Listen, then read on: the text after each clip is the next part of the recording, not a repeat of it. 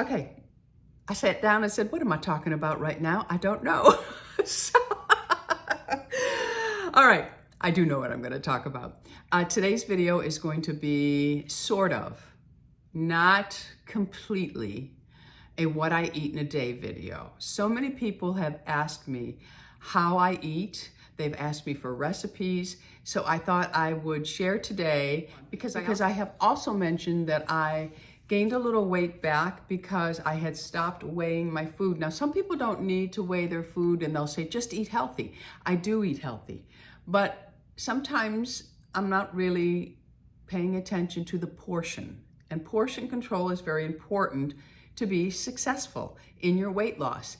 Now, I also, I continue to lift weights, but I wasn't walking as much as I had been in the past because I was spending a lot of time. I didn't want to leave Harley. She may have needed me. So I stayed close to home while Harley was sick. And now I am gung-ho and back into it because the weather is starting to cool down in the mornings especially, so I'm able to really take Lulah on a good walk now. And boy, does Lulah love a walk. She loves it. She looks at me and waits. You know how they have that internal clock that they know everything that's going on? They know, hey, it's 5 after 4, you haven't fed me yet. Well, it's the same with the walk. All of a sudden she'll just be like this in my face, staring at me. So I know, oh, I lost track of time. It's time to take Lulah on her first walk. I take her on 2 walks. The first one is a longer walk. The second one is shorter because it's hotter during the day still. But Lulah will not potty in the backyard. She needs to be on a walk to potty. She's that kind of queen. But anyway, I might record that, a little bit of that. I was going to try to get the gym, but there was somebody in the gym this morning, and I will not record when other people are in the gym. I'm uncomfortable with it, and I don't want to make anyone else uncomfortable. So I didn't, I did back today, and I did some legs. I share my breakfast with you, and I'm going to share a chicken salad that I have for lunch a lot with you, maybe a treat, so on. We'll see what happens in this video.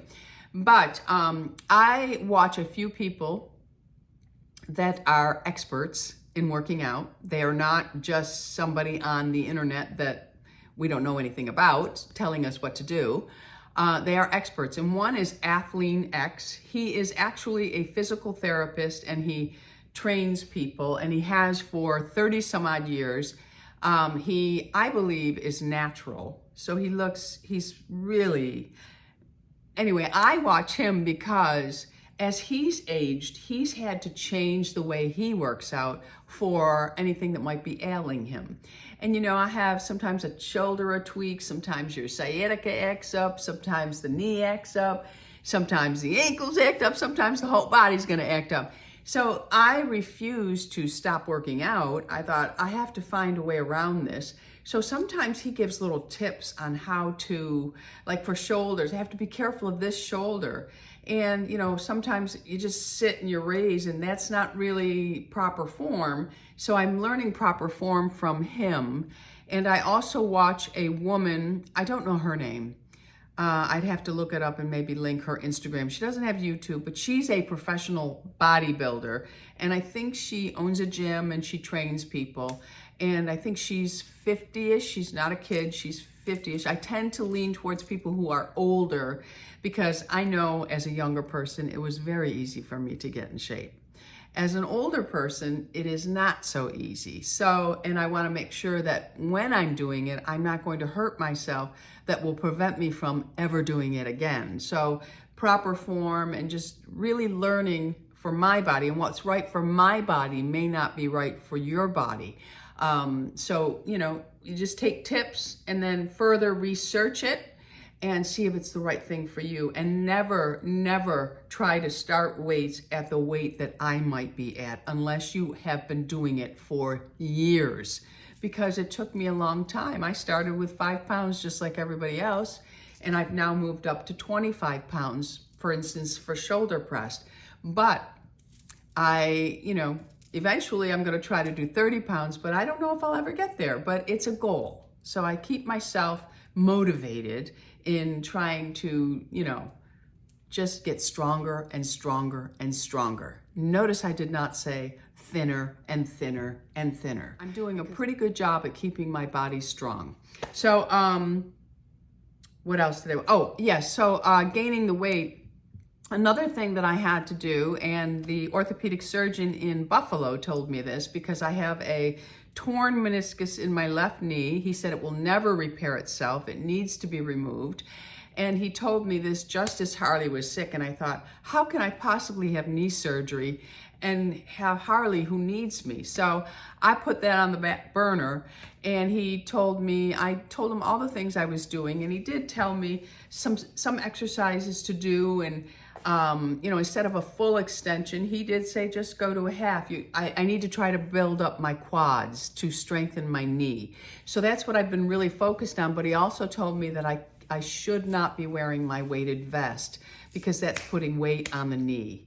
So he said, why do you want to do that and cause more problems? So because I have a bum knee now, I can't wear my vest. So, you know, that has slowed the weight a little bit more because, you know, carrying that weight on me does help you to burn a little more calories. But anyway, I'm fine with it all. I'm actually very comfortable the way I am, but I did buy a lot of clothing that is just a hair too tight, and I'd like it to fit me the way it used to. So I just need to lose maybe 8 or 9 pounds. That is it, nothing more. My goal, I want to weigh 130 pounds. And I don't really want to weigh anything less, but I don't want to weigh more than 135. I want to weigh 130 pounds. My window would be 128 to 135. And that is it. Once I get up to 135, I need to rein it back in because that's when it gets too hard. So that's what I'm doing. I'm refocusing, getting myself back on track. And I thought I would start with what I am eating in a day.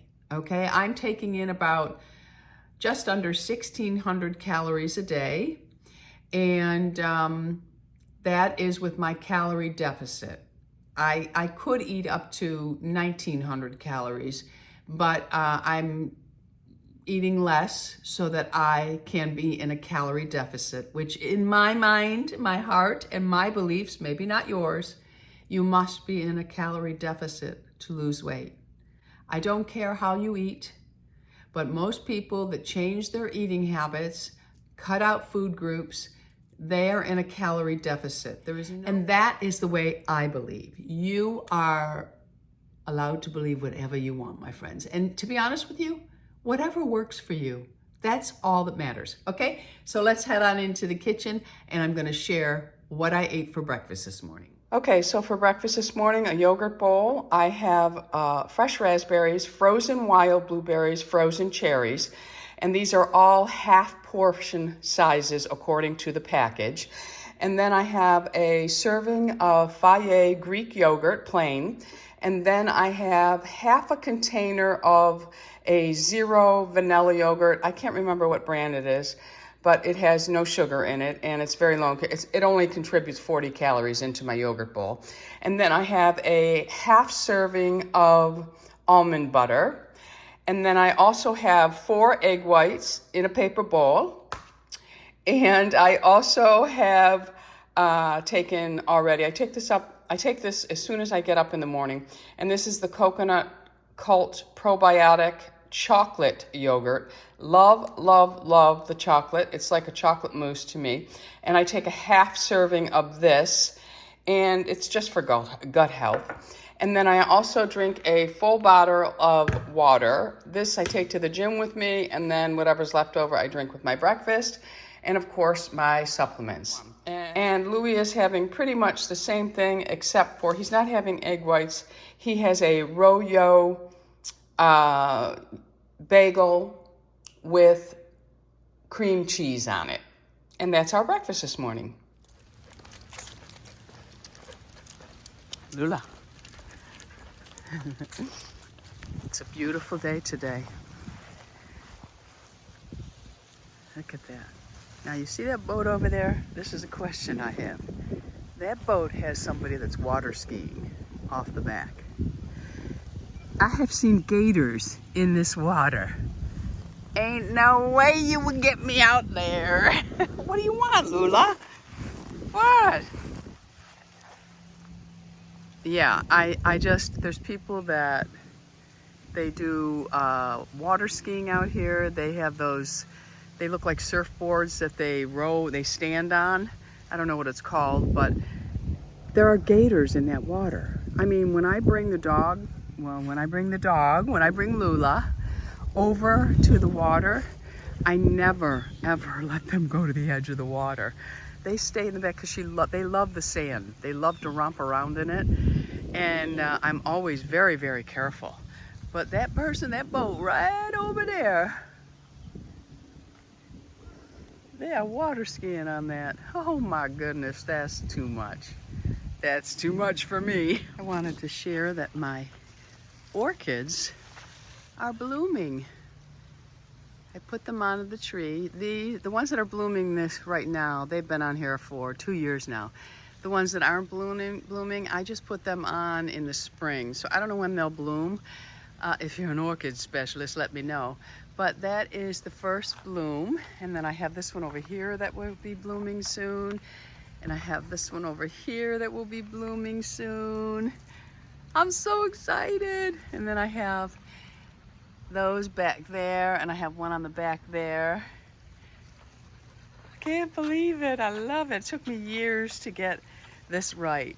I did have one in the back, and I think I've had it up there for about 4 years now, and it's never bloomed. This year when we came back from Buffalo, there was beautiful blooms all over. They were pink.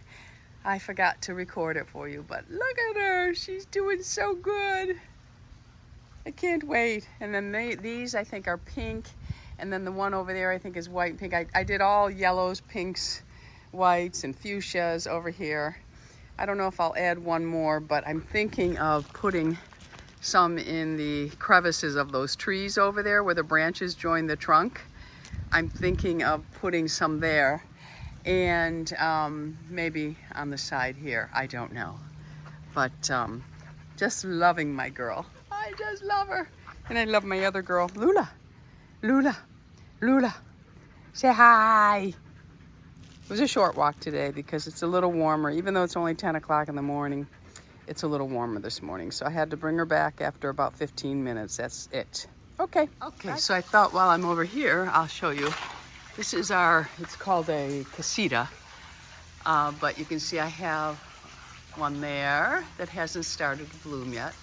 And then I have this one here that I put up. And then I put this one up, and you can see there is a branch.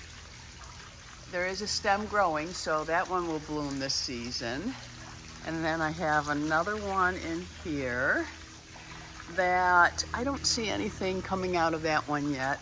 And then I have another one here. I don't see anything coming out of that one yet. These were all put up in the spring before we went to Buffalo.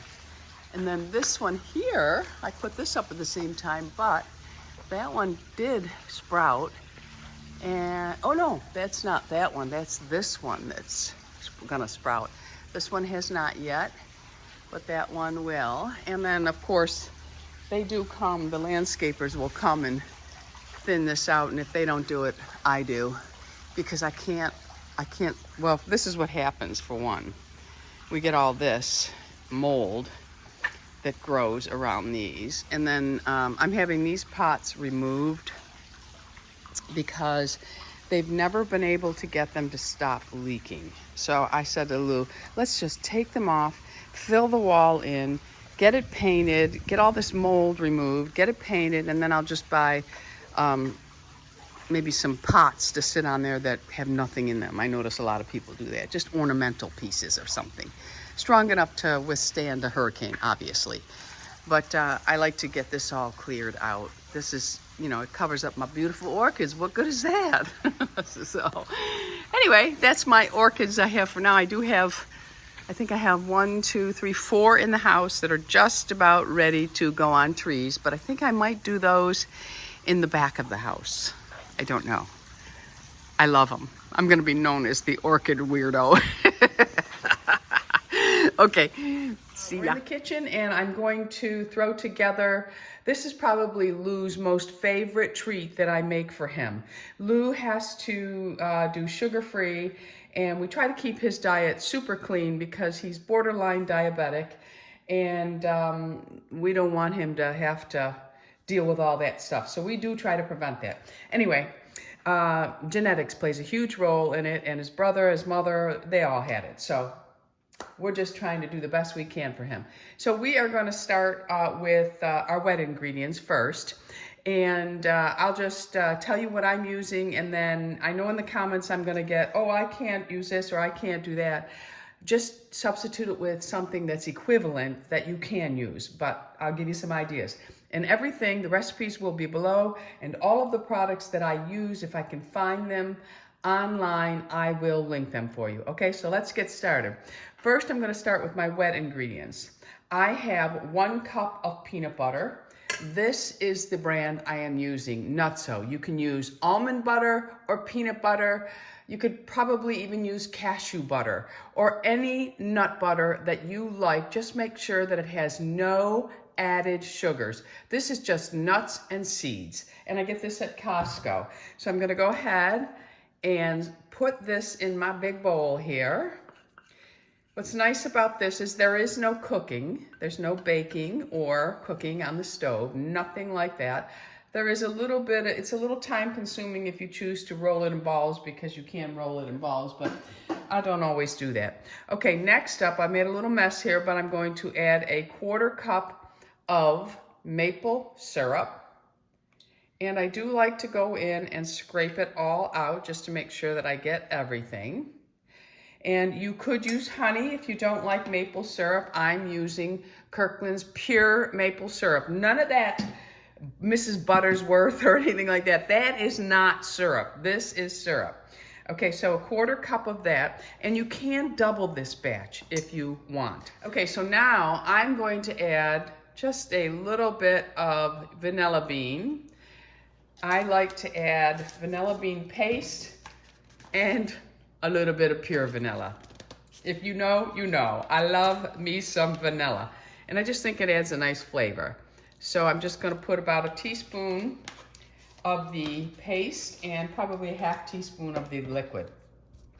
Now I'm gonna take my mixer and I'm just gonna mix this up. So I'm just mixing it up until it's fully combined.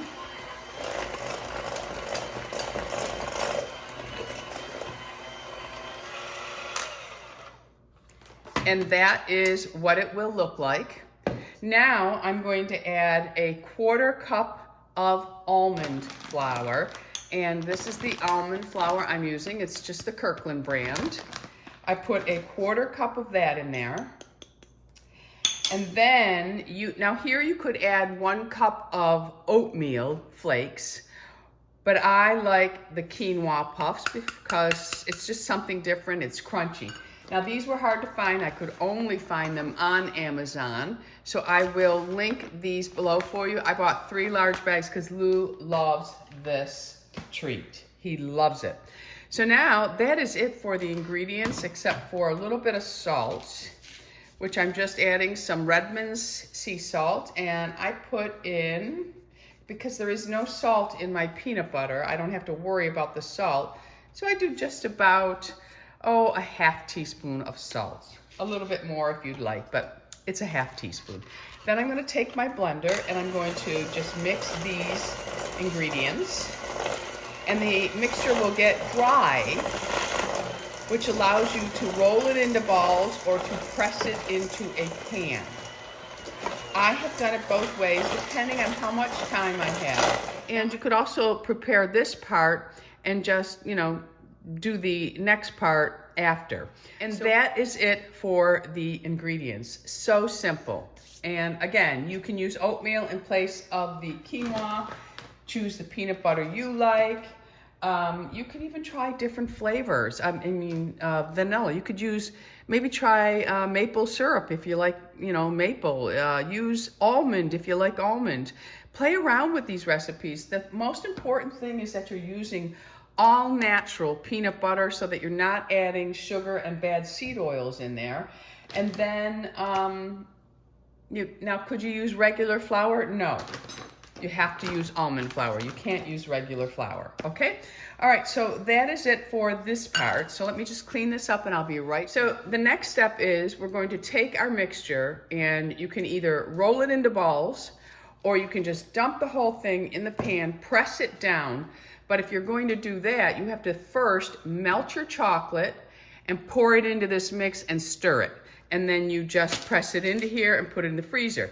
If you do it that way, this is what you get. You get, it's a sheet, and I break it into pieces, and it's just all blended together this way. Now, this is how I made it the last time, but there is also another way to make it, and that is you take a little bit of the mixture, and you just, I put gloves on because it's a little bit oily from the peanut butter, and then you roll balls. Now, don't make them too big. Keep your balls under control here, my friends. Don't get out of control, because then you're eating too many calories. So just a nice size ball, and put it on your little, you could use an ice cream scoop, a small one, if that will help you keep them all even. And you just squeeze it together. And I'd say it's about a tablespoon. If I do them any smaller than this, Lou will take 2 or 3 at a time. So I tell them that this is high calorie this way. It's really not. It's under probably 80 calories. So we will go ahead and just continue on with making our balls, and I'll let you know how many it makes when I'm done. So I'll be right back. Okay, so I'm back with my balls, and there are 24 of them here, and I made them pretty much all the same size. Now, I did want to say this. Lou and I like them with chocolate. Well, especially Lou. I can eat them without chocolate. They're very, very good. All you would have to do at this point is put them in the freezer and then just pop one out when you want it, and you have yourself a nice, healthy treat. I am going to put these in the freezer, and then I'm going to take some chocolate chips, and I'm going to put a little bit of coconut oil in it, and I'm going to melt it down after these are frozen, and then I'm going to roll each one of them. So they'll kind of look like Buckeyes when they're done. Or like I said, you can just press them into a pan and they'll look like this, but you do have to put the chocolate in before you roll your balls. So you would melt your chocolate, pour it into the mixture, stir it all up really well, and then press it into a parchment-lined pan, as thick as you want or as thin as you want. Remember, the more you eat of it, the higher calories. And then just let it freeze, and then break it into pieces. And I put it in a container and leave it in the freezer, and just grab bites. Some of the bites are smaller than this, and some are big. Lou likes these. Okay, so we are back to our peanut butter balls. They are frozen. I have some chocolate chips that I have melted with some coconut oil. I'm just going to stir them all up to melt them completely. Now, I did use 2 cups of chocolate chips here. I have a larger measuring cup because because I made the balls and I'm dipping them, it does waste some of the chocolate, but you have to have enough to be able to dip it quickly and coat it. So I'm just melting it all up. You just keep stirring it, and the heat melts all the chips. So let me do that and I'll be right back. Okay, so all of our chips are melted. I'm gonna get another spoon. And now you have to have enough room on here. I don't really have a whole lot of room, but it's okay, it's okay.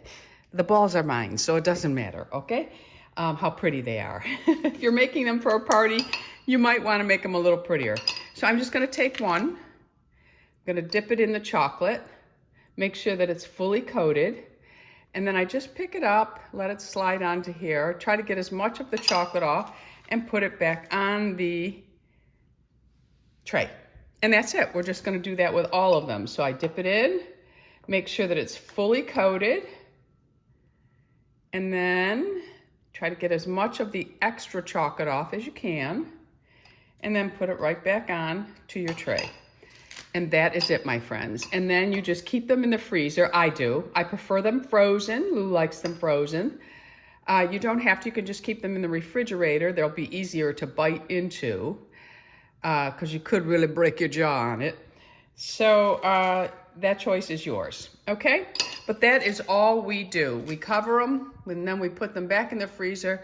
And I have, well, we each have one a day, or I might have some of the birdseed bark that I made. All right, and that's it. All the recipes will be below. Okay, on to the next treat that I make for Lou. And I also have a friend in the neighborhood that absolutely loves this, and she calls this my birdseed. Okay, so again, you can switch out any of the nuts and seeds that you like. If you don't like coconut, don't put it in there. But keep in mind that you can use cashews, whatever nuts you like, okay? In the bowl, I have a 1/3 cup of tahini, okay? 1/3 cup in there. I'm also going to put in a little bit of vanilla bean paste. You could also use vanilla extract. And I kind of measure this with my heart, okay? Okay, so next I'm going to put in a 1/4 cup of maple syrup. Let me get my spatula. And I like to put the liquids in first, just so I can kind of blend them and have them evenly distributed throughout the bark. It's a bark, okay, what I'm making. A birdseed bark, we'll call it. All right, so the maple syrup, the vanilla, and the tahini are all mixed together. So next you're gonna put in your nuts and seeds, and you want a 1/3 cup of pumpkin seeds, a 1/3 cup of slivered almonds, a 1/3 cup of sunflower seeds. These are all unsalted. A 1/3 cup of chopped pistachios, and a 1/3 cup of chopped walnuts. You can use pecans, you can use cashew, whatever you like. And then I have a 1/3 cup of sesame seeds. That's going to go in there. And a 1/3 cup of finely shredded coconut. And that is it, my friends. I like to pre-measure everything out, and now we're going to mix this up. Now this one requires some baking, so I'm gonna mix it up really well. You want that tahini and that maple syrup to cover all of it. It's really, really good. I'll take a spatula, I'm just using a little tiny one, and I'll smash them so that everything is really blended well. And you don't add any salt to this because we're going to put a little bit of flaky salt on the top. Now, if you don't want to put flaky salt on the top, I would go ahead and sprinkle a little bit of salt because all of your nuts are unsalted. If you use salted nuts, do not add any salt at all. Okay, so there is your mix. It's just a birdseed mix there. Okay, so now I'm going to get a baking sheet and I'm going to put parchment paper on it. So I will be right back. Okay, so I'm going to use my toaster oven or my countertop oven for this recipe. I don't want to turn the oven on. Plus I store all my cast iron in my oven. Do any of you do that? My sister-in-law thought that was odd. Okay, parchment paper, if you crinkle it up a couple of times, you can really lay it out. This is a round pan. You can use a rectangle, whatever shape you want. And it doesn't have to be a deep dish either. Just a cookie sheet is fine. So let me get some gloves. I'm going to take the mixture and I'm going to go ahead and pour it onto my pan without moving the parchment paper all around. But you're just going to put it all on your pan. This is why you need gloves, because it's a little sticky. And I make sure I get it all. It's really good, my friends. It really is. This is my favorite of the two that I make. The other is Lou's. Okay, so then you're just going to press it down, and you want to have it fairly thin, but not so thin that it's just a burnt, crispy mess. So I'm going to just press it all the way around, and if need be, I'll show you something else we can do. I think I'm going to do that. I'm going to slide it off of my cookie pan. So I have covered it with a piece of parchment paper, And I'm just going to roll a rolling pin over it to kind of spread it out and thin it and turn it so that you can move it around so it fits on the pan. You don't want anything going over the edge of the pan. This is how I usually do it because it gives you a nice even bark.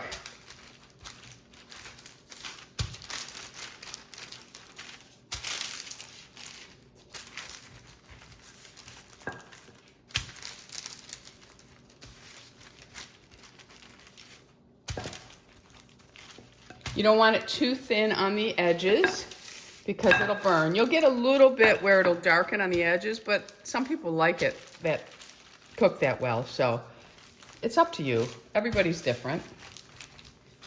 Okay, so I'm gonna take this off and kind of reshape it.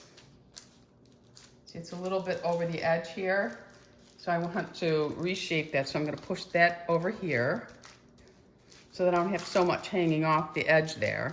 And see, I can go as large as the paper because it covers the whole pan. It's not gonna be perfect, don't worry about it. And then I just really pat it down. You can double this recipe and use it on a larger cookie sheet. You want all of this really packed in because this will get super crispy if you don't. So I'm just gonna go around and make a circle now.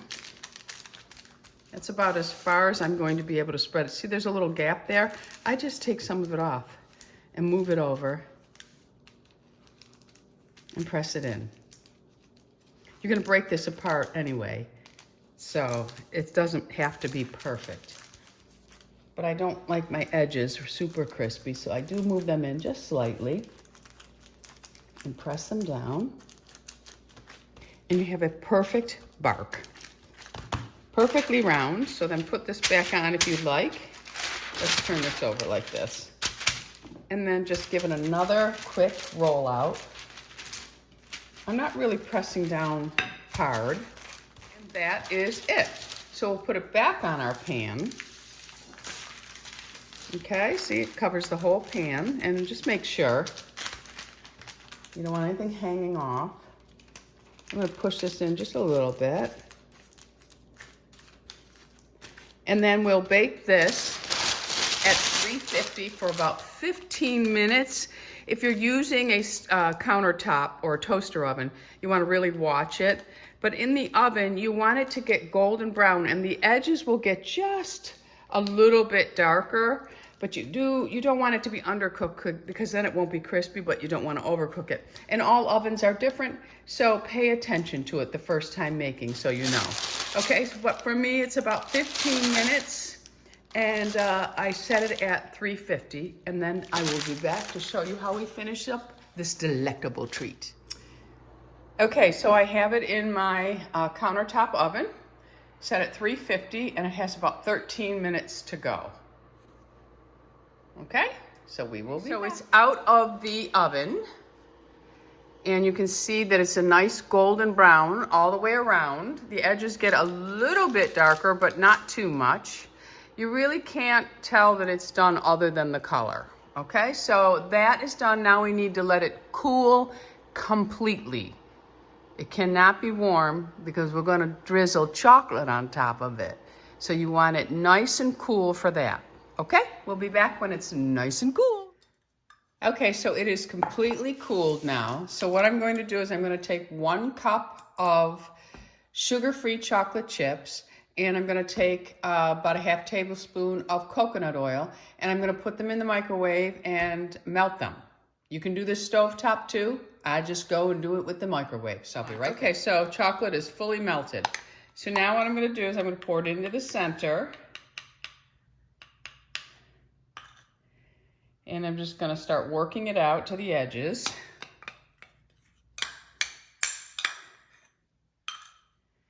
And I just do that by going in circular motions. Just push it out to the edges. Because you have the parchment paper underneath, you can go right to the edge, so you cover all of the pieces. And you know, you may need more chocolate chips than I used. It depends on how thick you like your chocolate layer. I like it pretty thick. So you can use 1.5 cups, whatever floats your boat, my friends. It's one thing about a recipe, make it your own. Doesn't have to be exactly like mine. A lot of people don't like coconut. I happen to be a coconut nut. All right, so it looks like a big rice cake now with chocolate melted on it. See, I take it right to the edges so that everything is covered. And then I try to make it level on the whole so everything has the same amount of chocolate on it. And if I have any left, I scrape it out. Because who doesn't like a good amount of chocolate? All right. And that is it. So now I'm going to take my flake salt, and I'm just about out of it. And then I'm just going to sprinkle the salt on top. And we are going to let it dry. Make sure you have salt on everywhere, but you don't want to have too much salt. And the flake salt works best for this. I'll put it in the freezer. It makes it easier to break because that's what we're gonna do. After it's frozen, you just chop it into small pieces or as big as you want. They don't have to be small pieces. They can be as big as you want. Okay, so that's it for my birdseed bark. And it's really yummy.